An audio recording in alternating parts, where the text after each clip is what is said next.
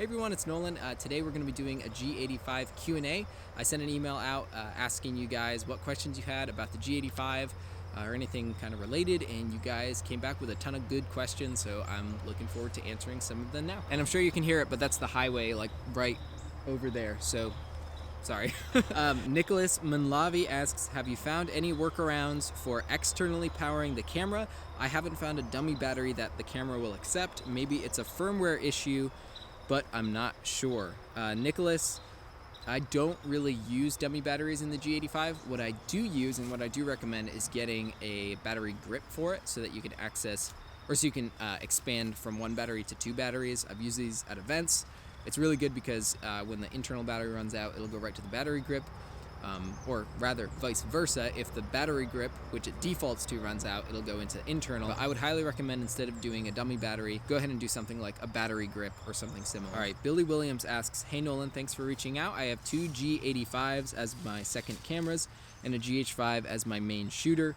My question is, what are the best settings to match the video settings up, filter, etc.?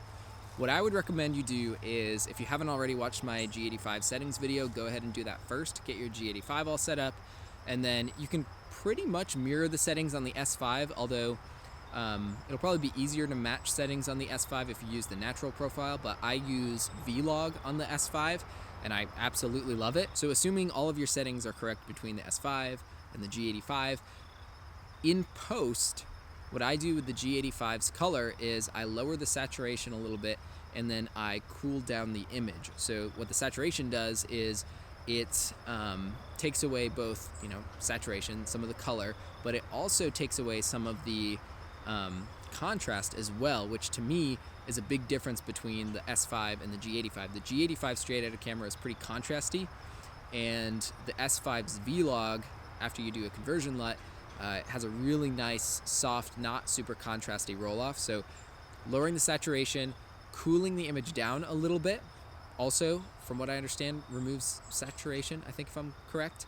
And that seems to work pretty well for me. Changes, but cooling the image down, lowering the saturation, that seemed to help a lot. And then you adjust your exposure to match as needed. All right, Graham Aarons asks, what are your go-to lenses for personal use and professional use? The speed boosted Sigma 70-50 or the 25 1.7 or something else? So what I mainly shoot are events. So what I'm usually doing is I'm having this Lumix S5 with my Canon 70-200 f4 with an adapter, obviously, and that's kind of my main camera. The two G85s left and right are my B cams, and on one I have one G85 that sits on a slider with my, usually right now it's the 25mm 1.7.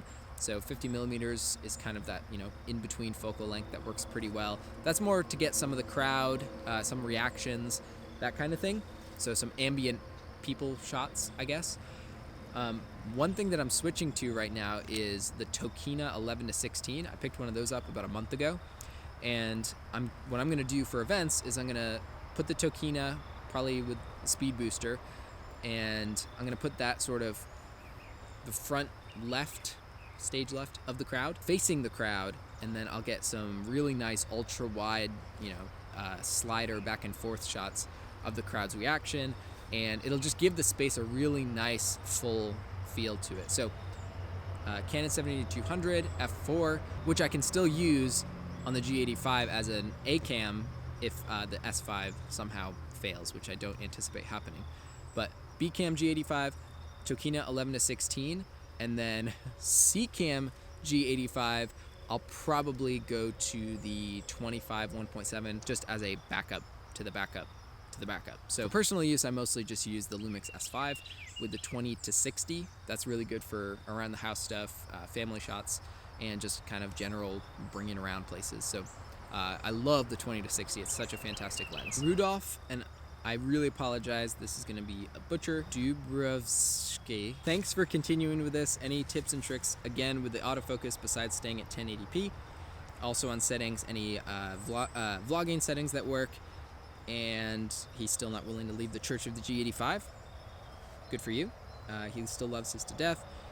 Just have the kit lens, and what is another suggested inexpensive lens to consider for just vlogging? Vlogging, I don't vlog. I literally tried to vlog for this video, but I literally, I hated it so much and my arm hurt, and it's just not my style. So just as a disclaimer, not a vlogger. But what I would probably recommend for the G85 is, well, first head over to Camera Conspiracies, because he literally vlogged on the G85 forever. He shows some techniques for like setting AF on, you know, holding it farther away and then locking focus that way. And then second is, you might want to look at the Tokina 11-16.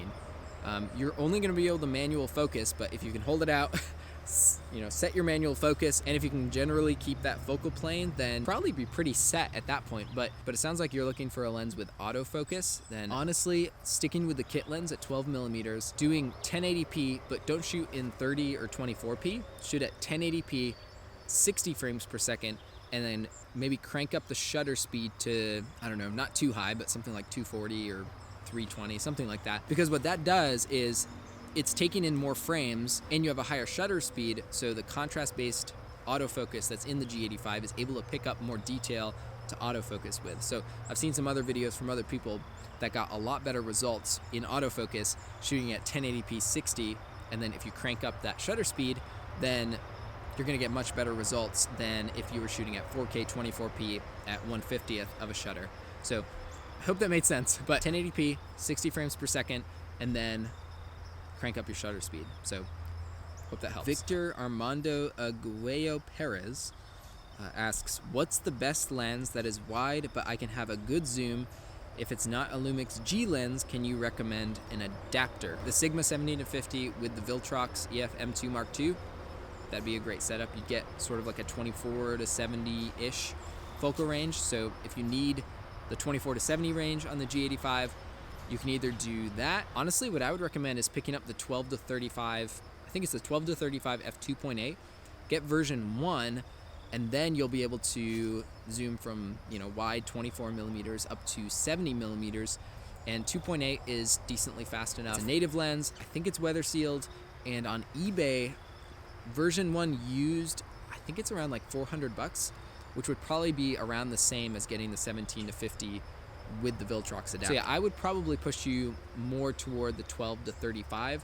Then you're not dealing with adapters, and I think you're gonna really like the results that you get from that lens. All right, last one, everyone's favorite topic, low light on the G85 or any Micro Four Thirds camera. Nicholas Robles asks, what would be the best low light lenses?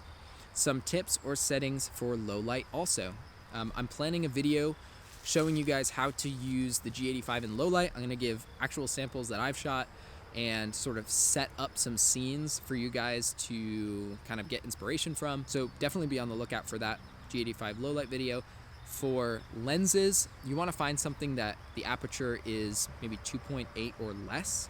So I would definitely recommend the two little Panasonic lenses, the 25mm 1.7 and the 20mm 1.7. If you kind of need an all-arounder lens, the 20mm is probably going to be better for you. It's tiny, it's a little pancake lens, but f1.7 lets a lot of light hit the sensor, so that's going to be probably your best bet for low light.